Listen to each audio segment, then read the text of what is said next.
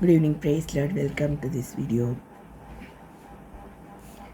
பல வீடியோஸில் வந்து வீண் பேச்சு நம்ம அவாய்ட் பண்ணோம் அப்படின்னு சொல்லிட்டு ஷேர் பண்ணியிருக்கேன். அதுபோல் நிறைய தடவையில் நம்ம கட்டுக்கதைகளுக்கு வந்து நம்ம செவி கொடுக்குறவங்களாக நம்ம இருக்கோம். இதுவும் ஆபத்தான விஷயம். எங்களுடைய பாஸ்டர் சுந்தர்ராஜ் அவர் அதை ஒரு நிறைய தடவை அவர் சொல்லியிருக்காரு. மற்றவங்க வந்து ஏதோ நம்மக்கிட்ட சொன்னாக்கா நம்ம அதை நம்பி தவறான முடிவுகளை நம்ம எடுத்துடுறோம் அப்படின்னு சொல்லிட்டு ஒரு அடிக்கடி ஒரு சொல்வார். ஒத்தெல்லோ அப்படி சொல்லிட்டு ஒரு ஷேக்ஸ்பியரியன் நாடகத்தில் அது மாதிரி வருது.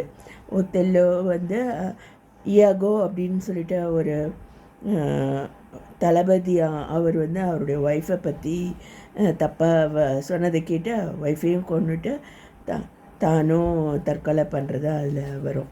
அதுபோல் மற்றவங்க சொல்கிறத வந்து நம்ம சரிதானா அப்படி சொல்லிட்டு நம்ம க்ராஸ் செக் பண்ணாமல் நம்ம அதை நம்பி மோசம் போகக்கூடிய கட்டுக்கதைகளுக்கு செவி சாய்க்கும் காலங்கள் இறுதி காலத்தில் வரும் அப்படின்னு சொல்லிட்டு வசனம் கூட சொல்லுது.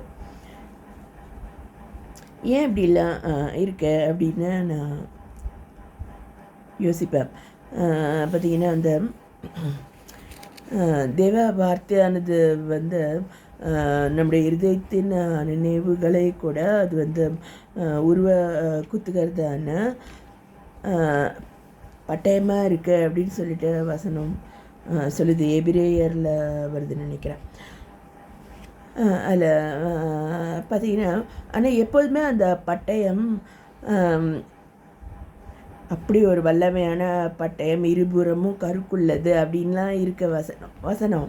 ஆனால் அது வந்து ஏன் வேலை செய்ய மாட்டேங்குது? ஏன் அது அந்த மாதிரியான ஒரு கிரியையை ஏன் அது செய்ய மாட்டேங்குது? அதை பற்றினதான வீடியோ தான் இது. அல்லது நம்ம அதை சரியானபடி நம்ம சொல்லலையா? ஏன் அப்படி இருக்குது அப்படின்னு இந்த கதைகள் நான் நிறைய படிப்பேன், முன்னாடியே சொல்லியிருக்கேன். இது வந்து அலிஸ்டர் மெக்லின் அவருடைய வென் 8 bells toll, இது வந்து ரீசெண்டாக நான் வாங்கினேன். இதில் வந்து ஃபஸ்ட்டு பேஜ்லேயே வந்து ஒரு துப்பாக்கியை பற்றி எழுதியிருக்காங்க. அதாவது த பீஸ் மேக்கர் கோல்ட் அப்படின்னு சொல்லிட்டு ஒரு துப்பாக்கி இருக்குதாம்மா, அதை பற்றி எழுதியிருக்காங்க. அது வந்து தன்னை நோக்கி பாயிண்ட் பண்ணுது அப்படி சொல்லிட்டு அவர் அந்த மனிதர் வந்து பயந்துக்கிட்டு இருக்கார். அது அதில் சொல்கிறாங்க பாருங்க. The high velocity narrow calibre steel cased shell from Luger or Mauser, இது வந்து வேறு துப்பாக்கி.